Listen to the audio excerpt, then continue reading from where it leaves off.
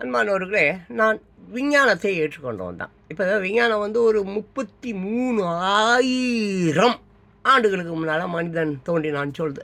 தோன்றானோ தோன்றலையோ அதை விட்டுடுங்க. நமக்கு ஒரு 5,000 வருடமாக சில சரித்திரங்கள் கைவசம் இருக்குது. அதில் பார்த்தீங்கன்னாக்கா புத்தர் ஒரு 3,000 வருஷம், 2,500 வருஷம். ஆமாம், புத்தர் ஒரு தத்துவ ஞானி, சிறப்பானவர், அற்புத ஆசையை அழியினார். இயேசுநாதரும் அதே மாதிரி 2வது அறிவாளின்னு வச்சுப்போமே. ஆமாம், தன்னை போல் பிறர் நேசி அன்பு காட்டு அப்படின்னு சொன்னார். ரைட், இவங்க 2 பேர் முதல் 2 அப்படின்னு நம்ம எடுத்துப்போம். பெரியார் சூப்பராக சொல்கிறாருங்க.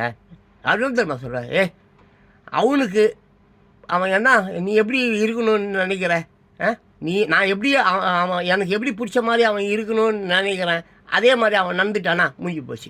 அவன் எப்படி நான் இருக்கணும் அப்படின்னு நினைக்கிறானோ அதே மாதிரி நான் நடந்துக்கிட்டா முடிஞ்சு போச்சு, அவ்வளோதான்றார். அவனுக்கு பிடிச்ச மாதிரி நீ வாழ்ந்துட்டு போ, உனக்கு பிடிச்ச மாதிரி அவன் வாழ்ந்துட்டு போட்டு, இவ்வளோதான் என் உலகம், இதோட அதிகமாக இரு மண்ணாங்கட்டி கடவுளுக்கு படா அப்படின்றாருங்க. அப்படி வாழ்ந்துட்டு போக வேண்டியது தானே.